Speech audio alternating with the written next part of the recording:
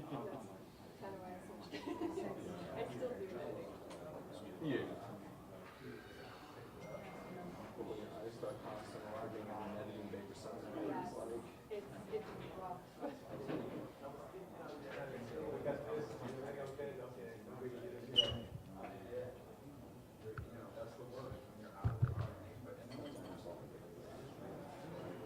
it makes them happy.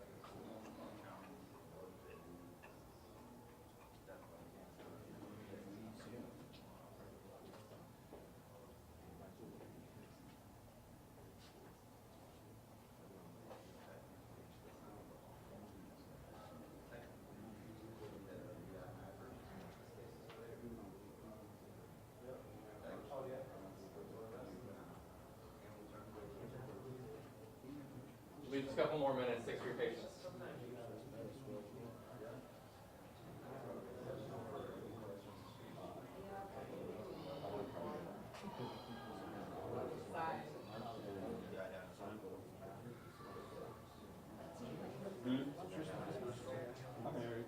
Yeah, he did. And how instead of helping him right away, you pull out your phone, start taking pictures of him after he got hit with a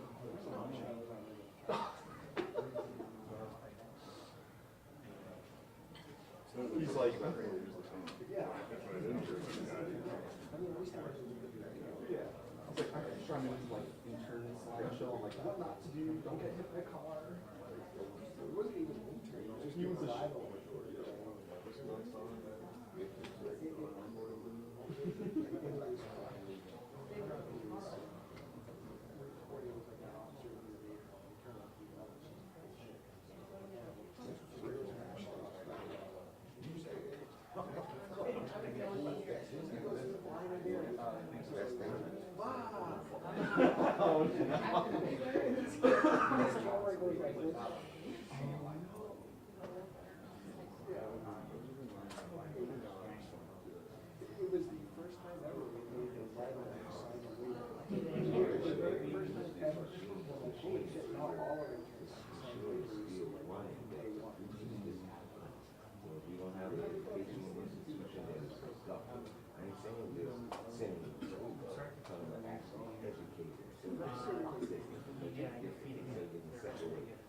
You have those pictures of I would love to see.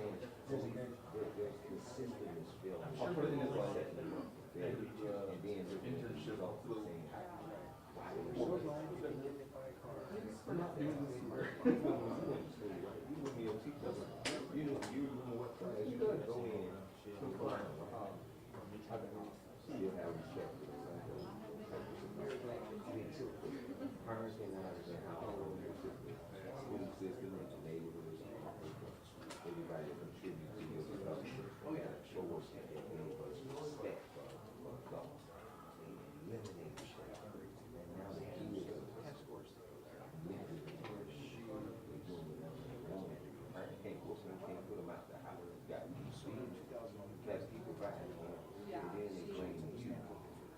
Yeah. Make that make sense. So educated people that are putting these systems together. Oh, wow. I say it's a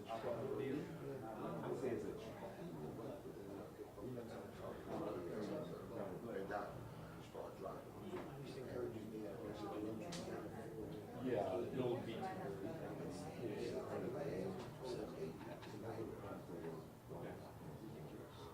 Yeah.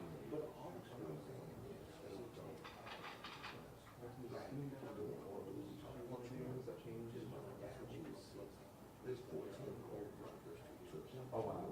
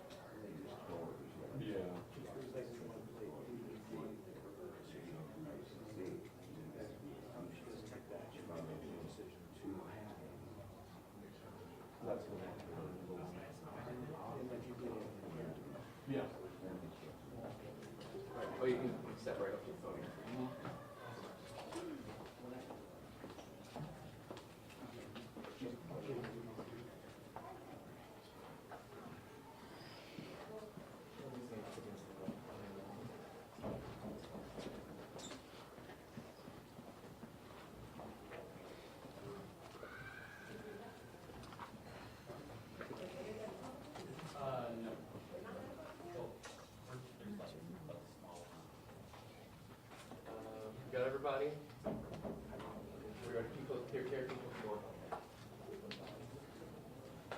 What did we do it? There's a little room in the back. There's a little room in the back. There's a little room in the back.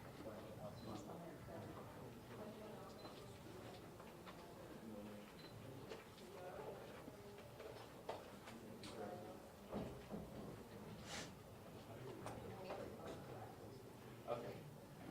All right, everyone. So we're going to hold our questions for the end. We are going to, the mayor is going to speak, followed by Chief Tracy, then Congresswoman Bush, and then Serena Muhammad, the St. Louis Mental Health Board. We will save questions for the end. We will start with questions regarding the specifics around the incident with Chief Tracy, and then move to other questions for the mayor and Congresswoman Bush for the more general response. But folks, I think we're good to go. Okay. Good afternoon. This Father's Day, families across the St. Louis region woke to the news of yet another mass shooting. Initial reports of 10 of our babies shot downtown and a young life lost. It's every parent's worst nightmare, tenfold. And my heart goes out to all of the families in pain today. All those attending will carry with them the scars, physical and mental, from the gun violence that tore into their lives. Chief Tracy briefed me on the incident early this morning, and as I usually do, right after we got off the phone, I went and spoke with my son. He's 15, and so I know he would prefer to sleep in, but sadly, he's no stranger to gun violence in this city. And just like I want to support him, he supports me too. The teenage mind is difficult to understand, but it's usually best to go straight to the source. We hugged, and I asked him, what do kids your age do for fun on the weekends nowadays? And see, when I was his age, my friends and I had plenty of options. We go to teen clubs or skating rinks. There are places to go, things to do, and we were safe. Not so much anymore.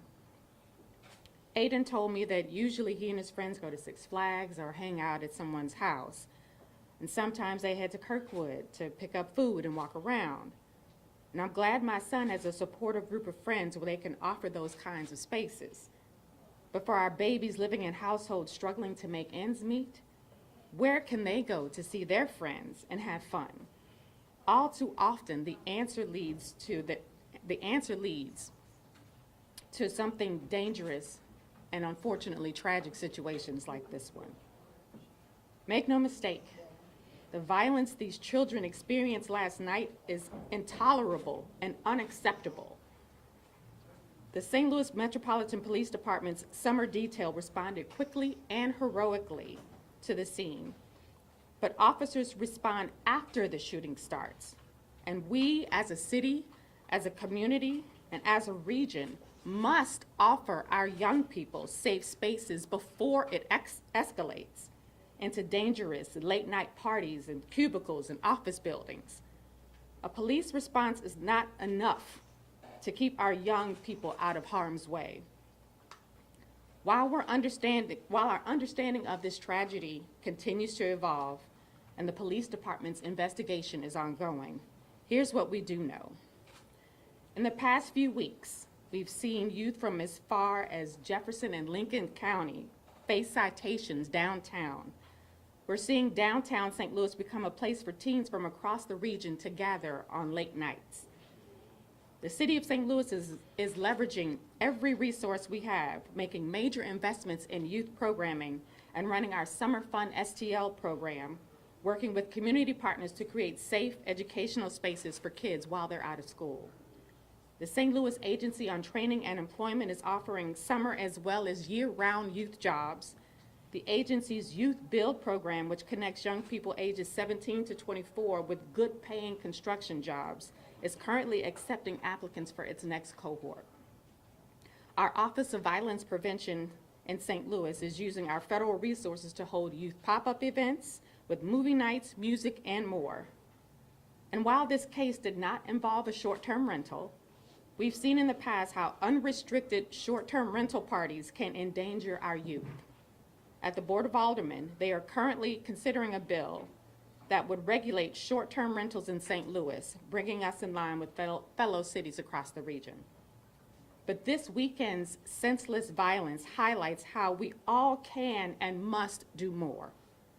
The City of St. Louis has stepped up our investments in our youth, and we're turning plans into action. In partnership with the St. Louis Mental Health Board, the city will extend hours and increase programming at Wohl and Marquette Rec Centers on Fridays and Saturdays. We're looking for the program to start as soon as possible and run through August. This is another wake-up call for our region. All within the sound of my voice should feel the urgency of this moment. We need to create more opportunities and safe spaces for our young people. And I hope our civic, nonprofit, corporate, and philanthropic partners in our region will match or exceed our efforts. Because it's clear that this is a regional problem, and our solutions must be regional as well. Our problems don't stop at the Mississippi or Missouri rivers, and neither should our solutions. We also know that our state's lax gun laws make our challenge even more difficult. Despite a bipartisan push this session and the hard work of the St. Louis delegation, the Missouri legislature failed to restrict minors from carrying guns, a common sense solution to keep dangerous weapons out of the hands of children. The legislature's lack of action on gun safety laws encourages the proliferation of guns on our streets and puts our responding officers directly in harm's way. This is a no-win situation. And we need our community to step up too. Downtown St. Louis brings together tens of thousands of people from across the country for world-class sports and entertainment on a weekly basis, especially during the summer months. Everyone is welcome downtown, and I mean that. But at the same time, I need families to hear me loud and clear. Downtown is not a 1 a.m. destination for your 15-year-old. It's a rule I make very clear in my own household, and it's not a place to drop children off unsupervised. And we must do everything we can to keep guns out of the hands of our babies. If you keep a gun in the home, practice responsible gun ownership. Keep your gun out of reach, lock it, and store the ammunition in a separate space. I know on mornings like these, waking up to this heartbreaking news and this tragedy can feel overwhelming. But I know that every single person here today, along with countless community partners, are using every tool in the toolbox to make St. Louis safer for our babies. Wrap your arms around your children today as we mourn, because I will wrap my arms around mine. Thank you, and I'll turn it over to Chief Tracy.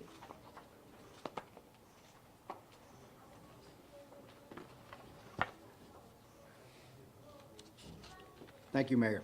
And with me from the Police Department, I have Lieutenant Colonel Renee Kreisman, who's the head of our crime control strategies.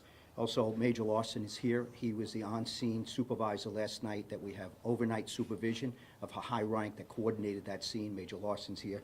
Did a tremendous job last night, and the troops that showed up at the scene to render first aid, secure the scene, get evidence, and when I get into it, you'll hear some of the things that we had one in custody as well. And then the last person that's here, very important, is Lieutenant John Blaskowitz, who's our homicide lieutenant that's up here, who has control of the investigation, because we did have one shooting victim that resulted in a homicide. So at approximately 1:03 a.m. this morning, uniformed officers were manning fixed posts diverting vehicular traffic at the intersection of 14th and Washington, right there where the building is, only 100 feet away from where this building is. Observed a large number of individuals running from the building at 1409 Washington Avenue. As they were requesting additional assistance, multiple calls came in for a shooting at a party on the 5th floor where multiple people had been shot.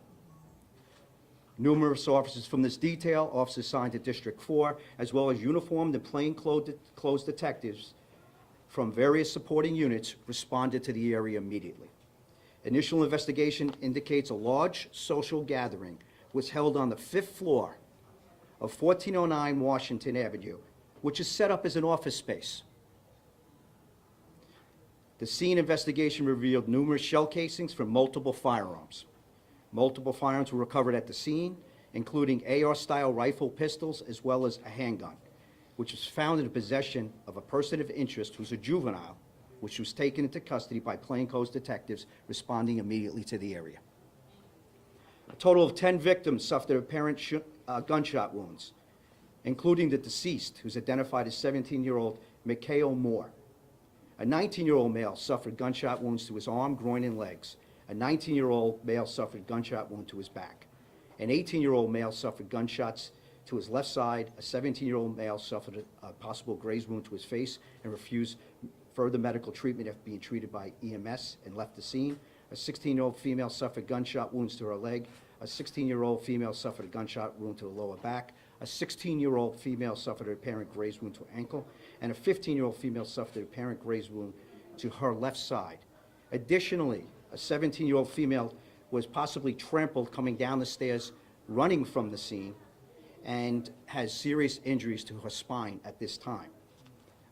This investigation is ongoing. But let me just say a couple things here. We're hearing almost 8 out of the 11 were juveniles, ages 15 to 19. 1 o'clock in the morning in an office building that we're trying to figure out who had authority to it. And we also know that this might have been a social gathering through social media that was direct message to individuals. It was planned in advance. We're still investigating who had access to it. We're investigating who was responsible for the party. And then we're also investigating, as we talk to witnesses, to make sure that we collect evidence, and as we process the evidence, get more leads to make a good case and bring those to justice that caused this. But what I'm trying to say, juveniles in possession of firearms, juveniles out at 1 o'clock in the morning. 6 of them were males, 5 were females, you can see. And more than half of that individuals, from including the suspect, who does not live in the city, and the 11 others, half of them live outside the city. So as the mayor said, people are coming downtown.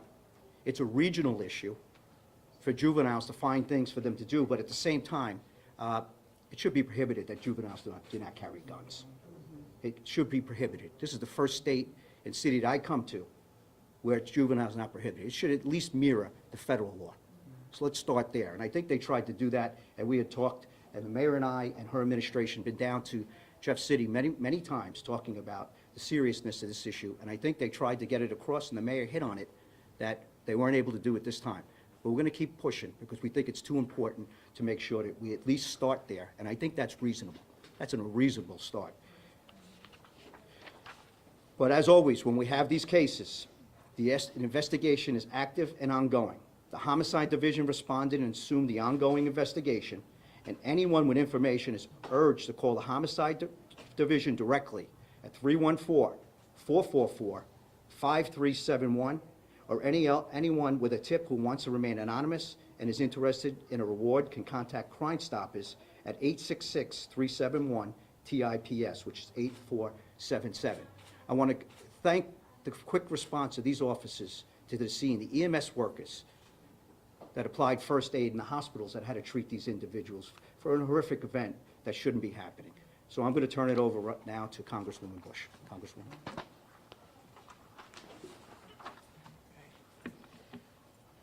All right. Hello, everyone. And first, let me start by saying thank you to Mayor Jones and thank you to Chief Tracy for holding this press conference today.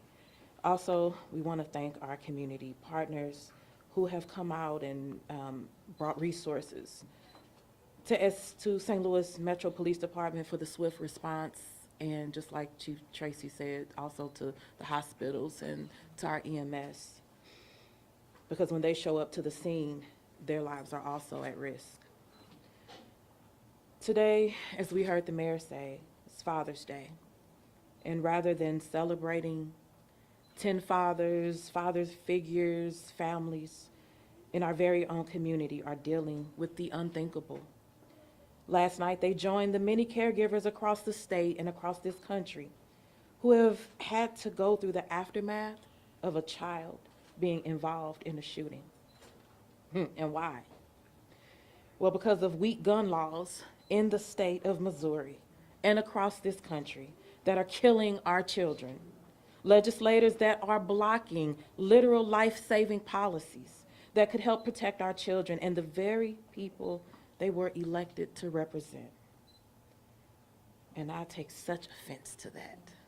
Because when we sign up to represent people, we sign up to represent all the people.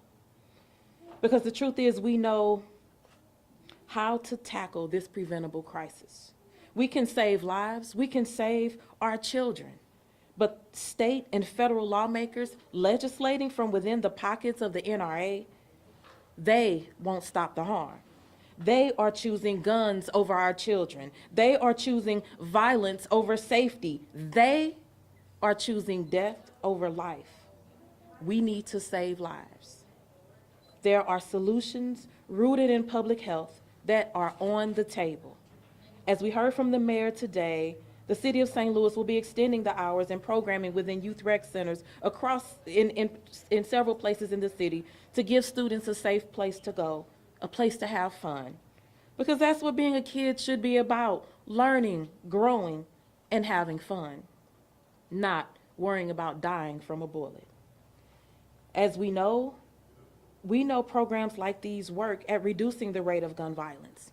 Through the American Rescue Plan, we were able to secure $700 million in direct federal relief for municipalities in Missouri's 1st Congressional District. Money we've already seen go towards violence prevention programming, summer job opportunities, youth programs, community revitalization efforts, and direct cash payments. Research shows that investments like these can help reduce gun violence. The safety of our state and our communities is at risk because of the harmful gun laws enacted and upheld by Missouri's far-right state legislature.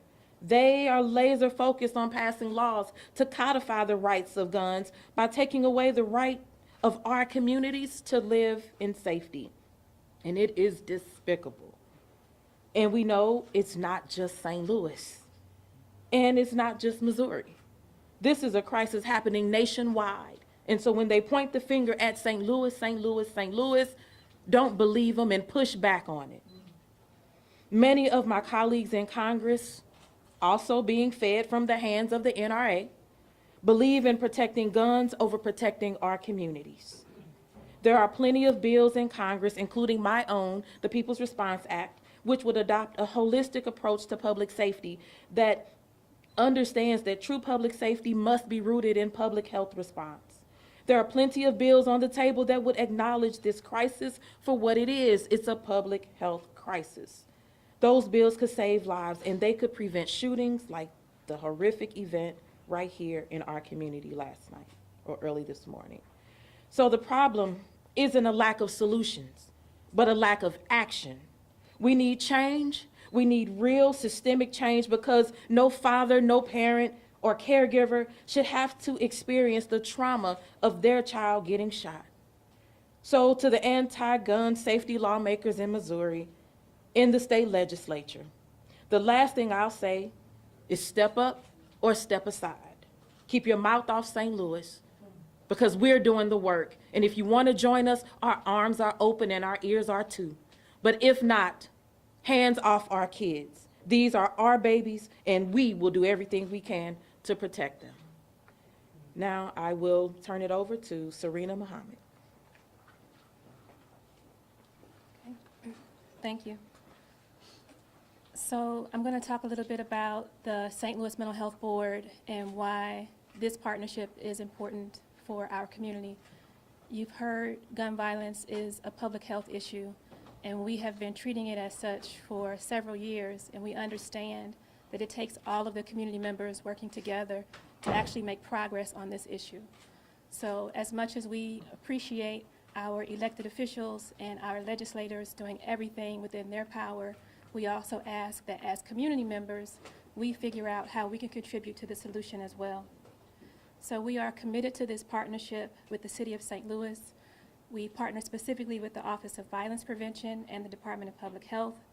We regularly convene organizations and individuals who are interested in providing safe spaces for young people, and we are intending to scale what we do. So what that means is that there's opportunity for additional community members, additional organizations to join and to figure out how to help us address this issue. We have met with rec center staff to understand exactly how we can build on their strengths. We know that the rec centers are already a trusted and safe space for countless families in the city of St. Louis, and we believe that by expanding access, it can also be a safe space for many more. We understand that this is a regional issue, so we work with our partners in St. Louis County to also provide programming in other areas of the region. So we ask that you really think about, as you are hearing this, what you can do to contribute to the solution that will take a regional effort. One of the things that we're focused on for youth engagement is looking at community wellness overall. So that means more programming over the summer, and we also reach out to the adults and caregivers who are working with young people. So we will be looking at out-of-school time programs, expanding access to those opportunities, downtown activation events, as well as neighborhood social events, actually being in community where people live and addressing some of the harm that happens in community as well.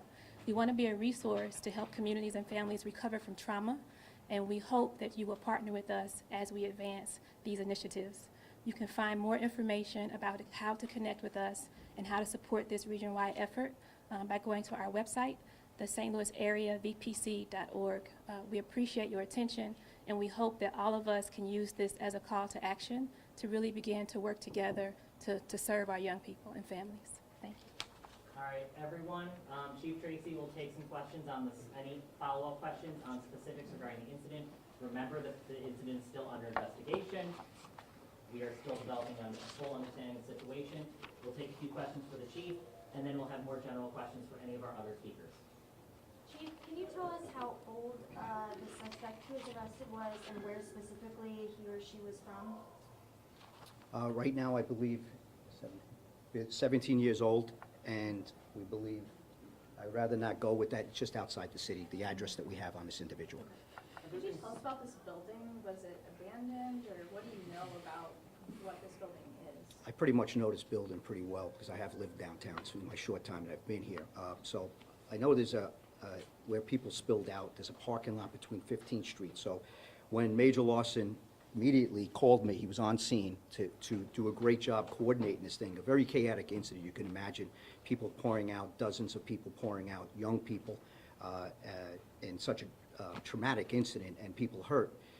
Coming down that staircase that goes into their parking lot, 15th Street. From what I know about that building, they had some things. We looked at it to see if unlicensed premise. We've looked at it a lot of ways. We still got to do some investigations with buildings. We do know who the landlords are from an LLC. We're just trying to identify on that 5th floor who had control of that access. We do know this party was pre-planned. They did not give the address out. You had a direct message, the organizer. We do have information in the preliminary investigation from witnesses and also victims that gave us some information how they ended up at this place.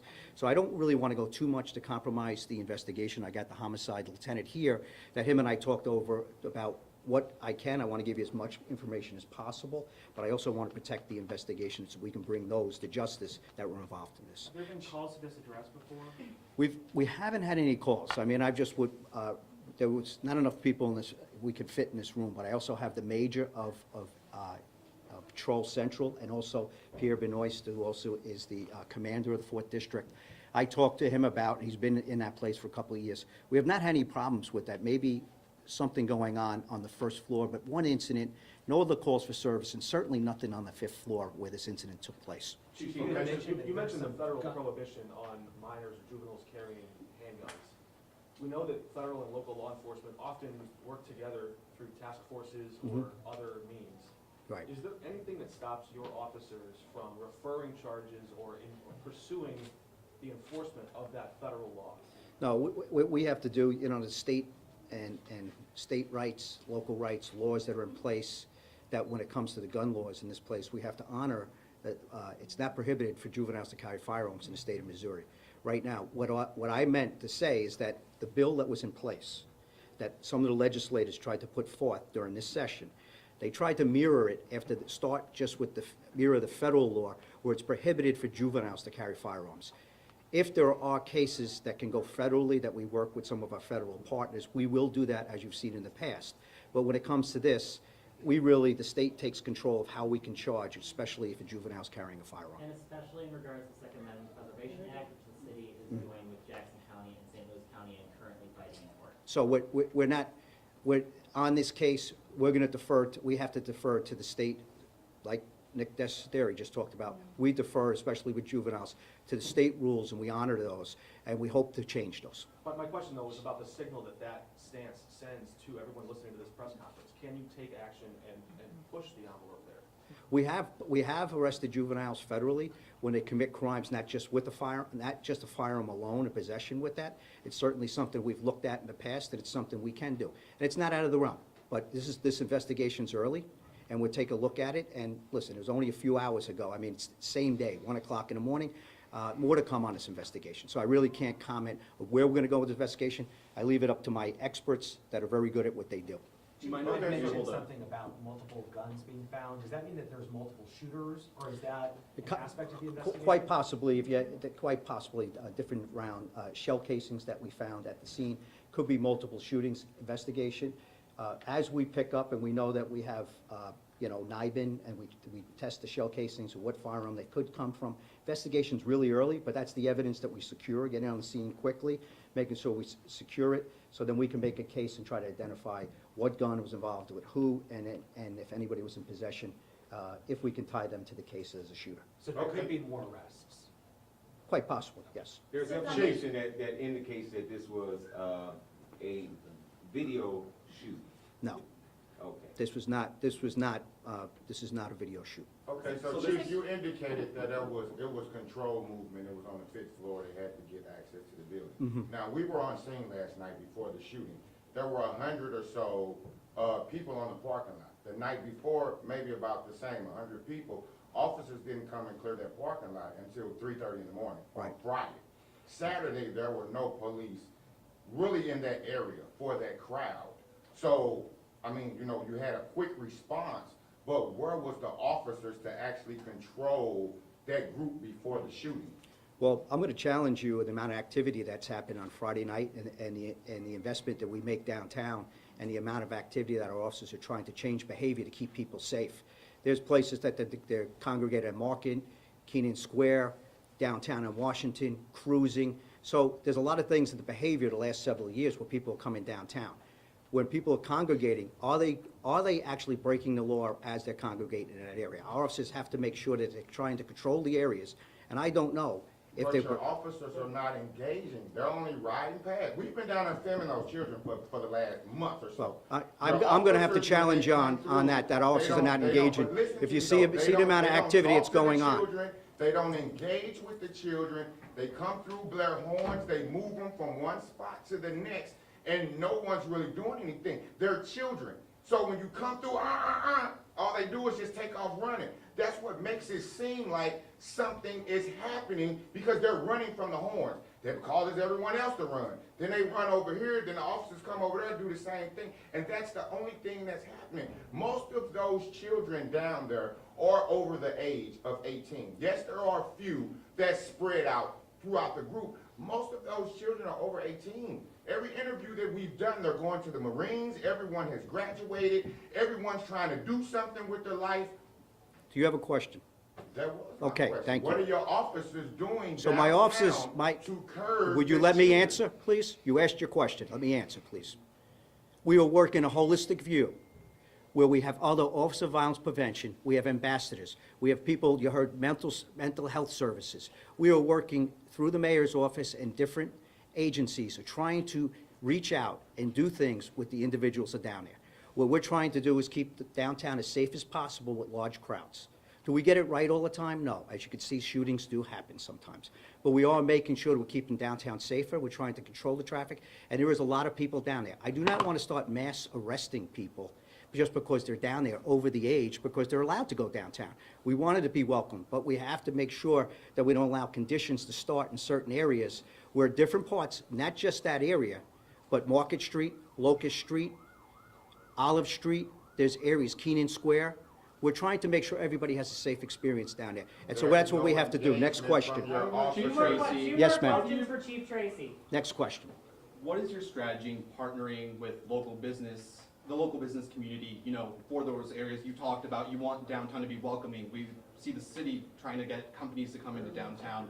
but you see this kind of behavior and it may detract people from, ooh, I don't want to go down there and be in the mix of that. How do you balance those, and what does that relationship look like with the business community? Well, the business community has been complimenting the last several weeks on how much they've seen improvement down in the area, because we're trying to control behavior and make sure it doesn't get out of control. Unfortunately, when something happens inside a location like this, very difficult to get to, that's one that you have to respond to. And maybe because of the things that we're doing, maybe it has moved things inside. I don't know. The investigation continues.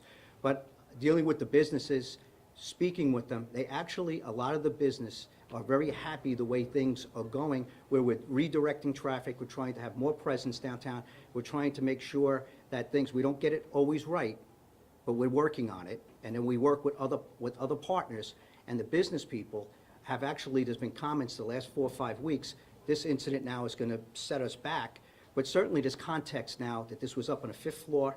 How did it get up there? Let's get into an investigation, and we have a tragic incident that's happening that we're trying to prevent everywhere downtown, and we're trying to address it from so many different ways, but we're going to continue to do it. We're going to work with our partners. We're going to do outreach. We're going to try to find good ways for outlets for people to come downtown, be safe, and then just make sure that where you're going to congregate and where there has been issues in the past, we have to address, and we're going to try to do that. And one more question for Chief Tracy. Was that 5th floor vacant, or was it active office space, or can you describe what that 5th floor looks like?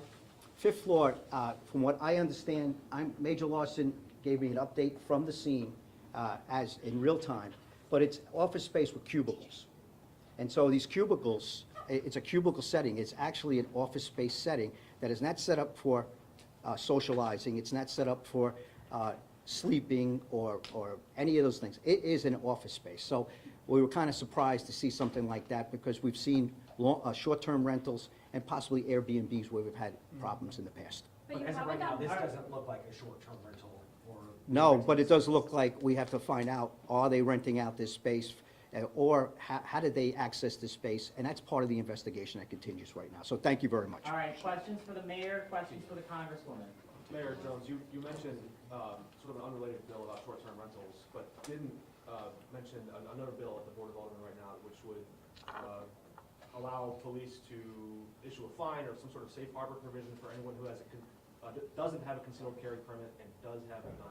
Can you clarify, do you see that as an effective tool? Can that work? Is that something you support? We're still investigating the constitutionality of that bill.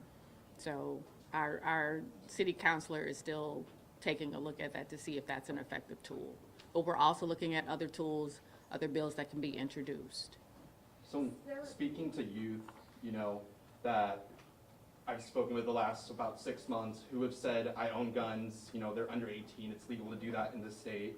They've talked about how it's a status symbol, in part. How do you partner with community organizations to kind of break that cultural aspect of it? Because obviously the legislative is a little more challenging to do, so how do you get kids to not pull out a gun whenever they have a disagreement? Right, that is difficult, because I remember when I was a child and we had fights, you know, somebody got a black eye or a broken nose and you live to tell about it. But now our kids pull a gun at the first sight of disagreement. So we have our community violence intervention partners that are within neighborhoods across our city, interacting with our young people, trying to give them a different alternative, but also we're handing out free gun locks everywhere we can. At every community pop-up I went to yesterday for Juneteenth, they were giving out gun locks. And we will continue to do that. We have to promote responsible gun ownership. So if they see gun ownership as a status symbol, they should also see responsible gun ownership as a status symbol. Mayor Jones, you mentioned, you know, as well as Congresswoman Bush, that we have a lot of solutions that have been discussed and talked about, and there's been kind of a lack of action. Is there anything else that you can do, maybe a curfew or something like that, that could promote more safety? We're doing all that we can. And as I talked about before, this is a regional problem. It's not just a city problem. And as we did last month, we pulled together all of our regional leaders to talk about gun violence in our city. So you had the county executives from both sides of the river, from Madison all the way to Franklin. And I am still pushing on them to make sure that they can have opportunities for young people in those places as well. Our kids need safe and fun activities in their own neighborhoods. I'm not saying at all that they're not welcome downtown, But downtown at 1 a.m. is not a place for an unsupervised 15-year-old or juvenile. So we have to make sure that we have activities going on around the region for our young people to visit with their friends and stay safe. What is the plan to involve the youth in these discussions? Oftentimes we hear media such as ourselves or even you guys, talk about what needs to happen, what should happen, or, things to come. But we never actually hear from the youth themselves. So we've had youth pop-up events in parks across the city with the Office of Violence Prevention, and young people have been telling us what they want to see. As we will be opening our rec centers to late hours for the rest of the summer. We expect young people to come in again and give us their voice and tell us what they want to see. And then I went straight to the source myself. I have a 15-year-old in my home, so I asked him, what do young people do on the weekends? One last question. I'm sorry, I didn't mean to. Yeah, and he told me some of the things that they're interested in. I offered him. I said, well, if there are parties at the rec centers in neighborhoods, will you and your friends go? And he said yes. He also told me about the friends that he doesn't deal with, who again are picking up weapons and see having a weapon as a status symbol with the rest of his friends, but he stays away from them. Is there legislation to deal with the sale of ammunition or these magazines that shoot? We actually go on scenes where there are maybe 60 or 70 shell casings on the scene, and we would hope that at some point legislation is introduced to combat maybe the ammunition and the magazines that allow these weapons to shoot so many times, which actually puts the entire community at risk. There are several pieces of legislation, speaking about what you're talking about, but also a different way to tax ammunition. So there is legislation on the federal level, but the issue is we don't have, as I said before, when we have legislators who are taking all of this money from the NRA, this is not what they want to see, and they are not willing to vote yes on those bills. We can only get those bills across if we have that number to get those bills across. We have been working and advocating. Folks have been doing this for years. Our office has been pushing. We have co-sponsored legislation. We don't have the support in the Congress to get that legislation across. So we will continue to do that. And let me say something, though, in response to what Cameron brought up. As far as engaging our youth, so, and the mayor knows this as well, we have a youth advisory council who is a part of our office. It's the Congress in Your Classroom. These are youth, high school students from across the district, Missouri's 1st district, who are engaging with us every single month. We have meetings. I meet with them myself, too. It's not just my team. Our entire team meets with them, and we talk about what they want to talk about, the issues. We're working on legislation together. They put together their own legislation. We're working on getting that introduced. So we are working and talking with the youth. We bring them. They are the table. We come and sit at that table. So we are working with the youth, not just on this particular issue. This is the biggest issue that they want to talk about, but we're talking about this issue among other issues. So we are doing that work, and we do that in relation to the mayor's office. All right, just 2 more questions, everyone. There's been a lot of talk about the social status around some of these crimes in the last few years, especially. It seems like an increasing trend. But the juvenile justice system often conceals identities and protects people for good reason. At some point, do you think these crimes that involve guns or violence, should any of that system change at all to add more personal accountability for these juveniles? How do you weigh that issue? I think that what we have to also remember as we're trying to keep people safe, safety also includes not criminalizing our children. And so we have to look at who are the ones who are making the decisions. Children aren't making the decisions about what the laws are on the federal, the state, or the local level. We need to make sure, and children have a caregiver. Children live in a home with a parent or someone who's taking care of them. That's where our work has to be as far as the umbrella of how things move and the information that goes out to those children. But we're the ones, we teach and we educate our children. So no, I do not see opening anything up to where we get to name, this 14-year-old or anything like that, because the things that people do at 14, what you do at 18 is not the same thing that you will do. Even 22 is not the same thing you may do at 42. So I absolutely am against that. But what I will say is we not only have to make sure that our lawmakers are doing the work, we have to equip our families to be able to not only do the work, but have the support. Our families need the support to be able to do this work. That's why we're working to bring more resources, because one thing that we also won't do is we don't want to criminalize and we don't want to villainize families. We want to give them what they need to be able to be whole so that this community is safe. The community is about families, is about people, it's about individuals actually investing to make our communities unified and whole. Mayor Jones, Representative Peter Meredith introduced legislation this last legislative cycle that would create a red flag law, and House Speaker Blocker didn't even give it to committee. So how do you plan to work with Republicans in Jefferson City in finding a solution legislatively to these issues? We have to keep pushing. We have to keep pushing, and if the legislature won't take it up, we still have the opportunity to go straight to the ballot through the initiative petition process. Is that something that you would be looking to do? All right, thanks, everyone. It's possible. We have to look at all of our options. Thank you, Mayor. Thank you, everyone. Thank you. Thanks, everyone. Okay, good.